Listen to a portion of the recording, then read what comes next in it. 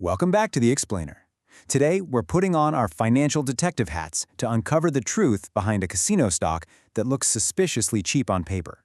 We are throwing out the mainstream headlines, digging strictly into the data, and talking all about Boyd Gaming, ticker symbol BYD. Okay, so let's dive right into this bizarre contradiction that the mainstream financial headlines are just completely ignoring. Imagine you find a stock trading at a price-to-earnings ratio of just 3.7. I mean, that sounds like a steal, right? But then, Warren Buffett's proprietary quality models slap it with a score of absolute zero. Zero! It looks like the ultimate value trap on paper, but beneath the surface, it holds this secret empire of regional casinos. So we really need to figure out what the insiders know that we don't. Here is exactly how we're going to break it all down today. We'll start with the 3.7 PE illusion, look at 7 hidden red flags, weigh them against 7 quiet green flags, test out the narrow moat analysis, run it through the legend gauntlet, and then get to our final verdict. Let's kick things off with Section 1, the 3.7 PE illusion, uncovering the fake profits. We've got to start by addressing the elephant in the room, the incredibly low trailing PE ratio of 3.7 that practically screams, "Buy me right now." And sure, while that number looks like the absolute bargain of the century, the actual quality of those earnings is completely broken. Over the last 12 months, the headline earnings per share looks incredibly strong. But as focused learners, you know we don't just look at surface numbers. We have to look at where they actually come from. And this right here brilliantly illustrates the illusion. There is this massive canyon between the $1.84 billion in reported net income and the truly meager $196 million in actual free cash flow. So you really have to ask yourself, where did the rest of the money go? Because let's be real, you cannot pay dividends or buy back stock with accounting magic. You need cold, hard cash. Well, that missing money is hiding in something accounting nerds love to call the accrual ratio. This elevated ratio of 0.37 proves that a huge chunk of their quote-unquote profit isn't hard cash at all. It's just theoretical accounting entries. Normally, you want this number well under 0.1, so seeing a number this high is a giant flashing warning sign that future earnings growth is likely to hit a wall as these paper benefits start to fade away. If you dig deep into the footnotes, you find the real culprit. $1.6 billion of that profit came from what they classify as unusual items.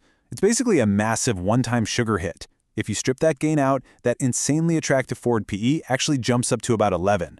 Now, it's not crazy expensive, but it proves you are betting on a single isolated transaction rather than the ongoing health of the business. All right, Section 2, 7 hidden red flags. This is the bare evidence the analysts are totally ignoring. We have to be objective and look at the bear case before making any sudden moves. So beyond that nasty accrual ratio and the unusual items we just talked about, take a look at these other 5 red flags. First, super thin free cash flow margins of just 9.5% in a very capital-heavy business. Next, a declining return on invested capital, meaning they are getting diminishing returns on every single new dollar they invest. Then, you've got a current ratio of 0.77, which signals that their short-term debts actually outsize their short-term assets, creating a razor-thin liquidity buffer. Toss in a deeply negative net current asset value of negative $47 per share, and finally, a trend of net insider selling. Put all 7 of these together, and you are looking at some serious cracks in the foundation. But hold on, Section 3, 7 quiet green flags. Let's talk about the bull evidence and the real assets. Now, before you completely write this stock off as a total dumpster fire, let's flip the script and look at the actual assets, providing a very real safety net here. First off, they rely on local, drive-to, regional casinos in the Midwest and South, which honestly makes them highly recession-resistant compared to the flashy Vegas Strip. They pair this with a super conservative 2.2x leverage ratio, and get this, they actually own their physical real estate outright. Because of all that stability, they're a capital-returning machine, pumping out a consistent 20-cent dividend and running a massive $1.5 billion quarterly buyback program. Rounding this whole thing out is their low-risk, cash-generating partnership with FanDuel and the super sticky customer loyalty created by their Boyd Rewards program.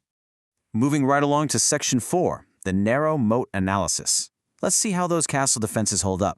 So let's see how all this builds into their competitive moat against inflation and new rivals trying to muscle into their territory. They actually have incredibly strong walls on the regulatory side. Just getting a U.S. casino license is a grueling, decade-long process, which pretty much stops new competition dead in its tracks. But the foundation itself is a bit shaky. because while they're protected by regulations, they have almost zero pricing power. They can't just jack up the price of a slot pull or a hamburger to beat inflation. So this makes their competitive advantage solid, sure, but it is highly localized and very limited. That brings us to Section 5, the Legend Gauntlet. Graham versus Lynch versus Buffett.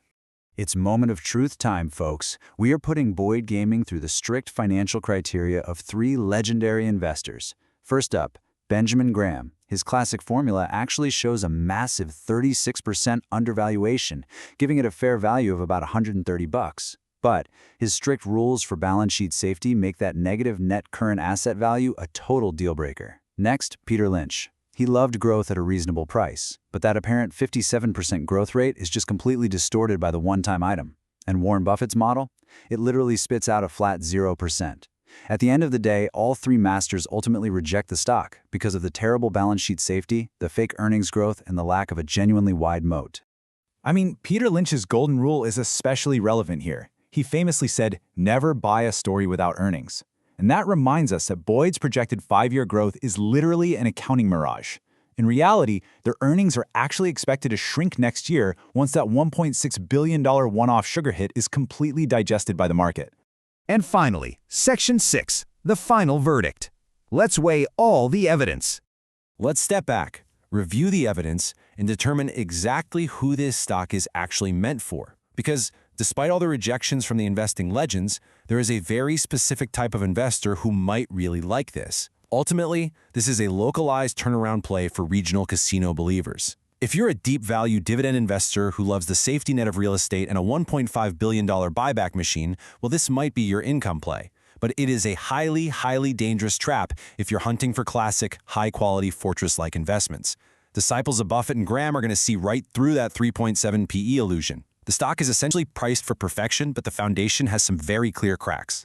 So, armed with the real data behind the headlines, the absolute truth about their cash flow, and the reality of their localized moat, what is your move going to be in this high-stakes market? Are you willing to roll the dice on the physical real estate and the buybacks, or is that 3.7 PE illusion more than enough to make you walk away from the table entirely? Let that sink in as you review your own portfolio strategies. Thanks so much for joining me for this explainer, and as always, keep learning.